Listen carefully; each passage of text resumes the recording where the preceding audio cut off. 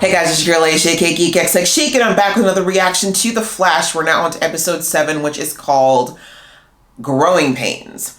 So in the last episode, we had a kind of side one-off, I guess you could say bottled episode with a couple members of Team Flash, namely Cisco and Runk.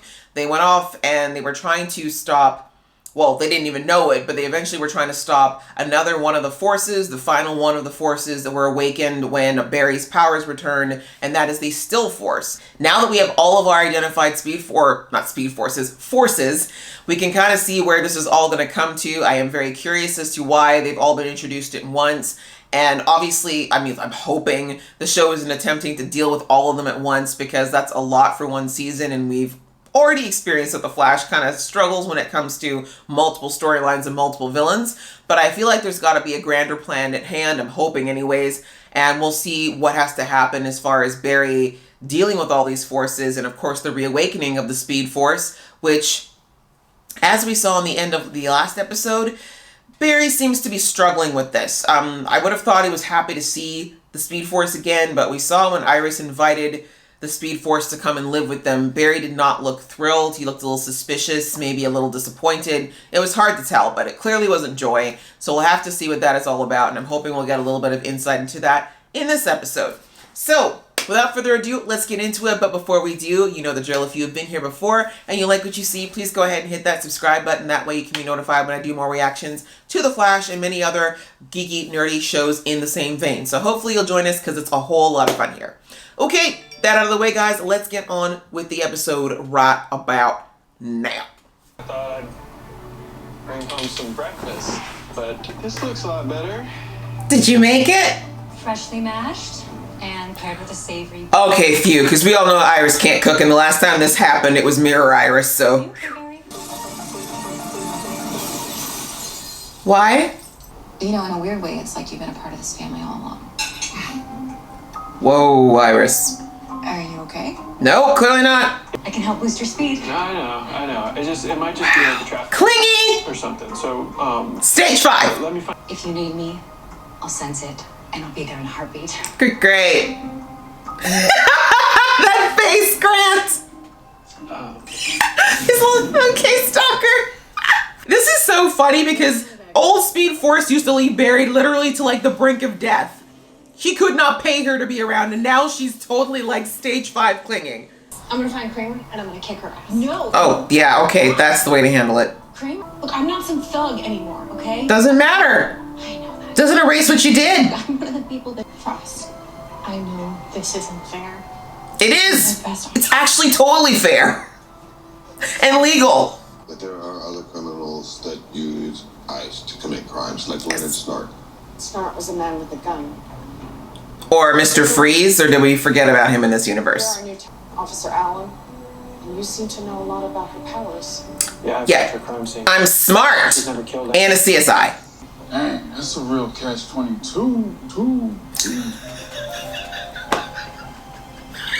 I'm sorry, my tongue. Y'all love him. Shut up. It's like Cisco energy, but with a little extra seasoning. You know what I'm saying? I love it.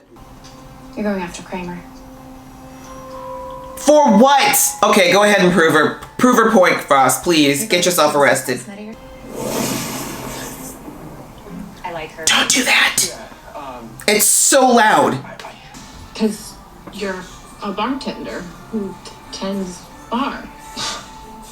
Who's cute? That is not bad. Famous Killer Frost last month. She's not even talking about the drink, but okay. The Central City Police Department is offering a $100,000 reward for information. I would duck out of there right now. There's a lot of people who need that money. We'll take your ass in, Frosty. I cannot. Really? No. Please, no. This was so unnecessary.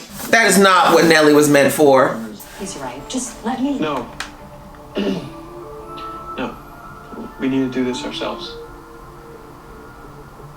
Maybe just this once. Just as like I'm not about to be here all night. Anybody else taste pennies? It tastes like there's 78 cents in my mouth. That's a great description. I do. I didn't lose the data that was supposed to clear Frost. You did. By being here. I was only trying to help. I didn't ask for any. What a nicely lit warehouse.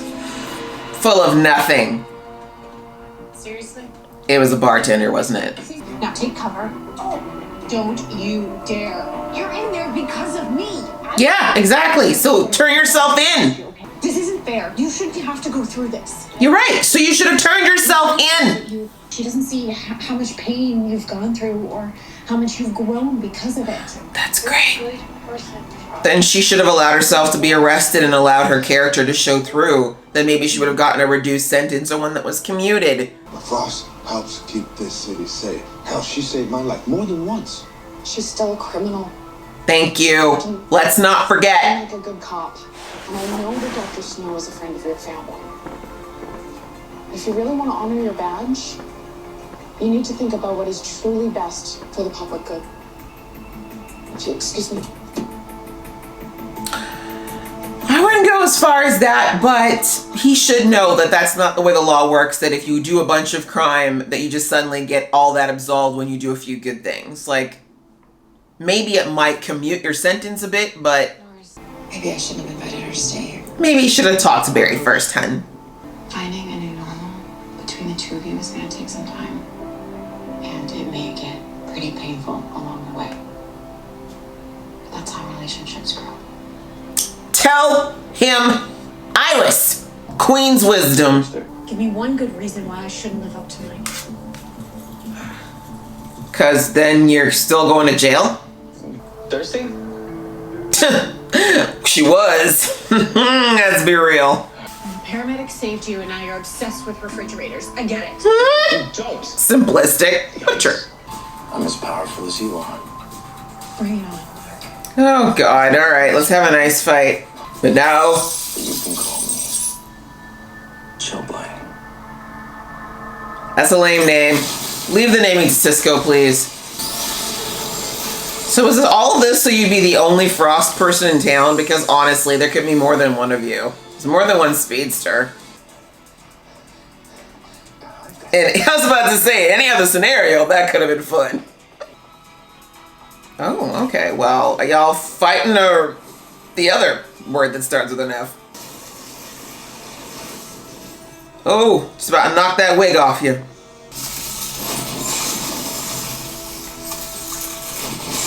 Do you not have a sense of hearing, Frost?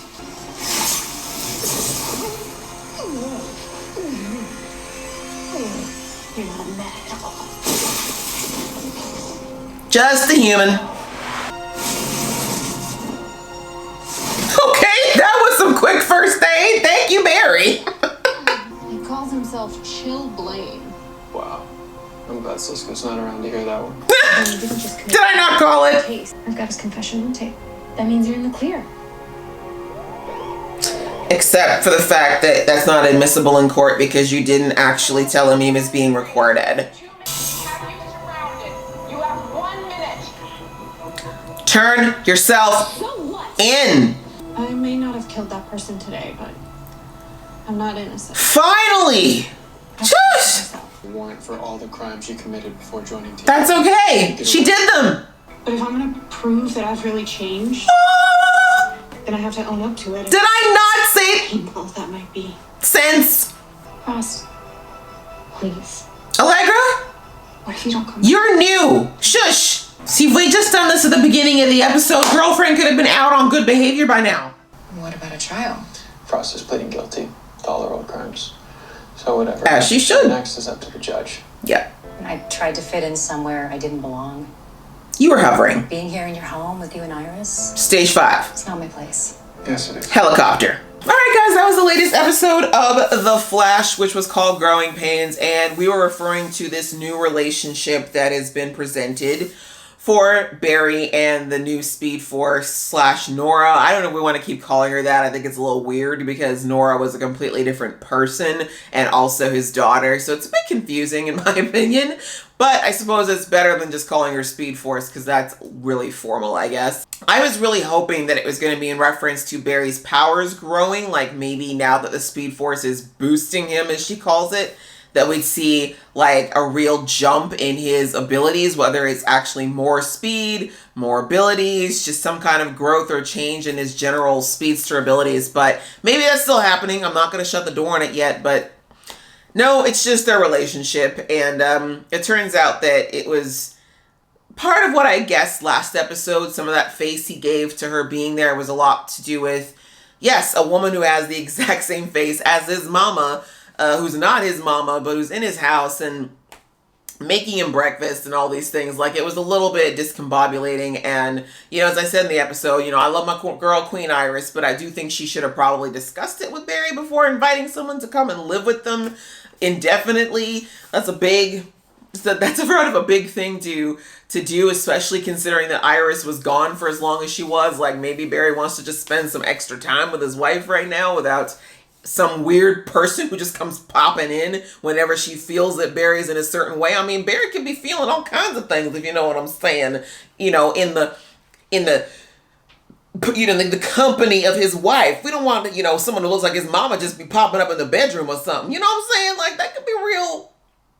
It can be inconvenient. Anyway, in the end, it's just that Barry is just trying to adjust to this whole thing. And someone in my comments mentioned last week, which is true, that this new Speed Force is totally hovering, very clingy. It's a bit weird. It's a bit much. I mean, I think if this had been the case in season 1 when Barry was still single and figuring everything out, he would have probably loved having the Speed Force around this much. But, you know, he's got a team now. You know, he's got Team Flash, he's got his wife, and he's got a really good support system. He doesn't necessarily need this omniscient being necessarily being right behind him all the time.